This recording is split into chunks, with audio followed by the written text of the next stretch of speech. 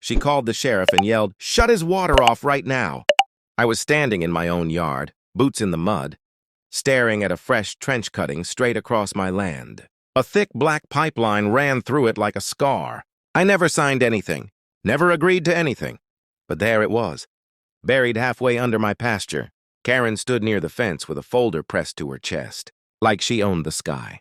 "This line is HOA property," she said loud enough for the workers and my 10-year-old son to hear. "You damaged it. You'll pay for repairs." I looked at the broken section near my tractor tire. "Your crew crossed my fence at 6 a.m., I said. "No notice. No permit on my door. Nothing." She smiled that tight smile. "Check your mailbox. We sent a letter." "My mailbox is a mile down the road," I said.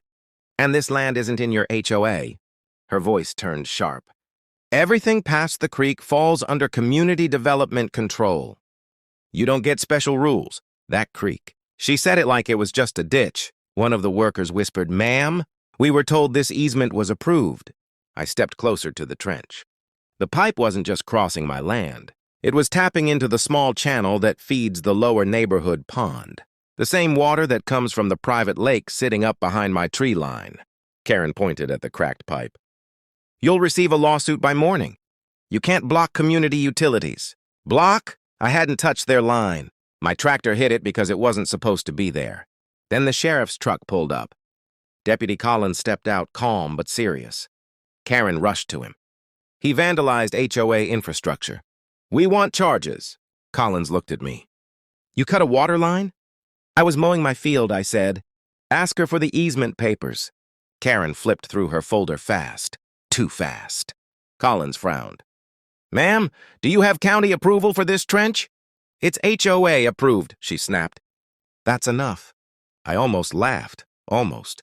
Because what she didn't know, what none of them knew, was that the small creek feeding her precious subdivision pond starts at a controlled spillway on my private lake. And that lake? It's registered under my family trust. And the valve that controls downstream flow? It sits in a locked shed behind my barn. I stayed quiet. Let her talk. Let her threaten. Let her dig deeper. Because sometimes the loudest person in the yard is the one standing on borrowed ground. And she had just built her whole case on water. She didn't control. Karen crossed her arms and looked at the deputy like she had already won. "Arrest him for destruction of property," she said. "And get an order to keep him away from the pipeline." Deputy Collins didn't move. He looked at the trench again, then at my fence. The fence posts were still standing, except the section her crew had cut clean through. "Did you enter his property with written permission?" he asked her. "It's an HOA utility expansion," she snapped. "We don't need his permission." I pulled my phone out and turned the screen toward the deputy. My security camera footage showed their truck rolling through my locked gate at sunrise. One worker even climbed over it first and unlocked it from inside. Collins sighed. "Ma'am, this isn't HOA land." Karen's face tightened. "It feeds our community lake. That gives us authority." I finally spoke calm and slow. "Your community pond is runoff. It depends on upstream flow." She waved her hand like I was stupid. "Water flows naturally. You can't control it." That's when I said it. "Actually, I can." Silence hit the yard. Even the workers stopped shoveling. Karen laughed. "You think you own the rain?" "No," I said. "But I own the spillway." Her smile faded just a little. Collins looked confused. "Spillway?" "The creek starts at my private lake," I said. "There's a controlled release gate. It regulates how much water moves downstream." Karen stepped closer to me, lowering her voice. "You wouldn't dare touch it. That would hurt hundreds of families." I met her eyes. "You laid pipe across my land without consent. You threatened my kid with a lawsuit. And you think I'm the one playing games?" She pulled out another paper and shoved it toward Collins. "We have a development expansion plan approved last year." I glanced at it. The map stopped exactly 50 feet before my fence line. Twist number 1. They never had approval to cross my property. They just assumed I'd stay quiet. Collins handed the paper back.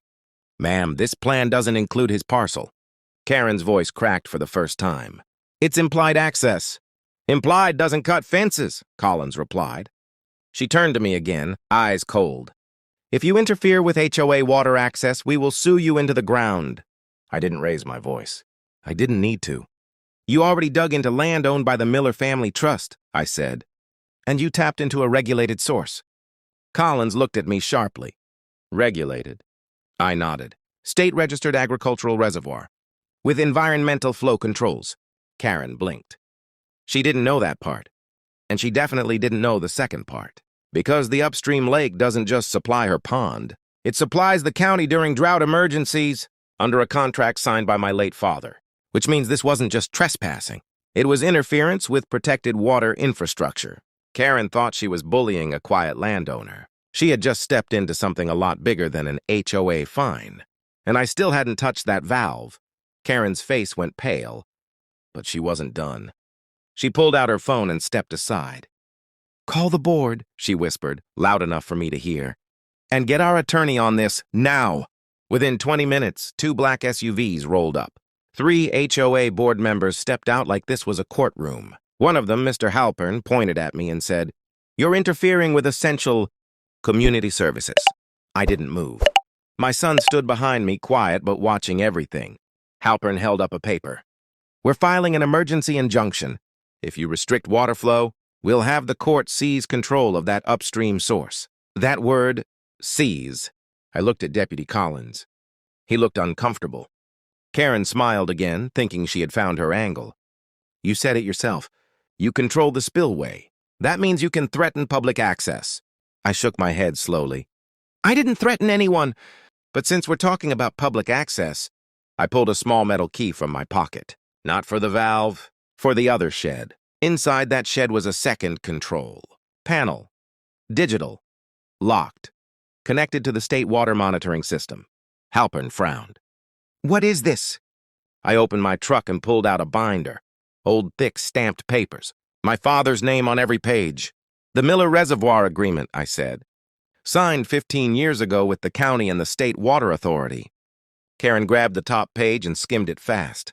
Her hands started shaking. The lake wasn't just private property. It was designated emergency water reserve. Any unauthorized modification, any illegal tap, triggered automatic state review and federal penalties. Halpern looked at Collins. "Is this real?" Collins radioed something in. A long pause. Then the reply came through clear. "Confirmed. Reservoir ID 7A. Protected agricultural and emergency supply." Karen stepped back like someone slapped her. Twist number 2. The pipe her crew installed? It wasn't just trespassing. It was illegally tapping a protected water source. And here's the part she never saw coming.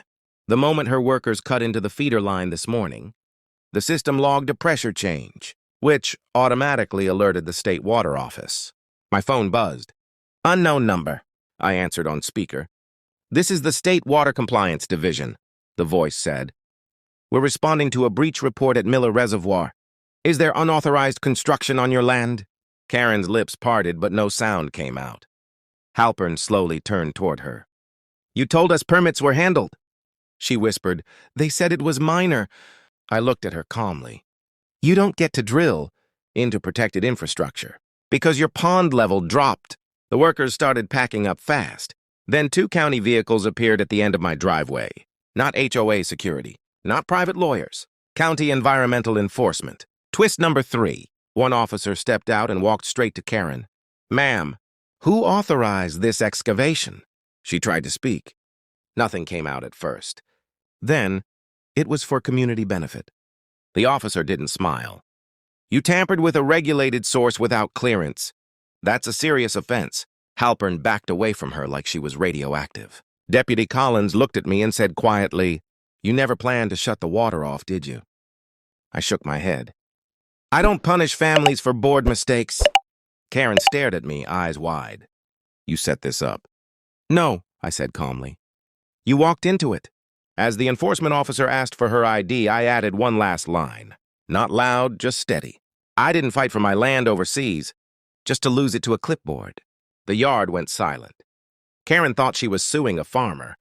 She had just declared war on the wrong reservoir. Karen tried to argue at first, but her voice kept breaking. The environmental officer didn't debate with her. He handed her a formal notice and said, "You'll receive a summons. All construction stops now." Her crew shut the machines down. The trench sat open like proof of a bad decision. Mr. Halpern didn't even look at her anymore. "You told us permits were approved," he muttered. She had no answer. Deputy Collins walked over to me. "You want to press charges for trespassing?" I looked at my son. He was still standing there, small hands clenched, trying to act brave. That decided it for me.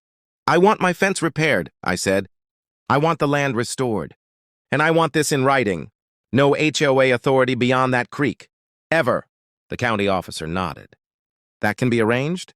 Within a week, the HOA paid for full land restoration. New fencing, fresh soil, seeded grass. They removed every inch of illegal pipe from my property. The board issued a public apology letter to the entire neighborhood. Karen resigned before the emergency meeting even ended. But here's the part no one expected. I never shut the water off. Instead, I invited the new board members to my barn. I showed them the spillway, the control system, the lake my father built with his own hands. I explained how the drought contract worked, how the water helped farms, families, even their subdivision when summers got rough.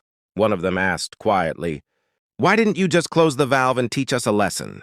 I looked at the lake reflecting the sunset. "Because power isn't about control," I said. "It's about responsibility." They signed a new legal access agreement that respected my property lines. Clear boundaries. No hidden clauses. No tricks. The following summer, when drought warnings hit the county, the subdivision pond stayed full. Kids still fished there.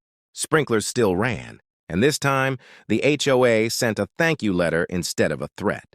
Karen moved out 2 months later. No drama, no speech, just a quiet sale sign on her lawn. One evening, my son asked, "Dad, were you scared when she tried to take our land?" I smiled a little. I was calm. Why? Because this country runs on law, not loud voices. He nodded like he understood something bigger than fences and water lines. The trench is gone now. Grass covers the scar. The creek flows steady just like it always did. And every time I pass that locked spillway gate, I remember one simple truth. You can't bully a man who knows exactly what he owns.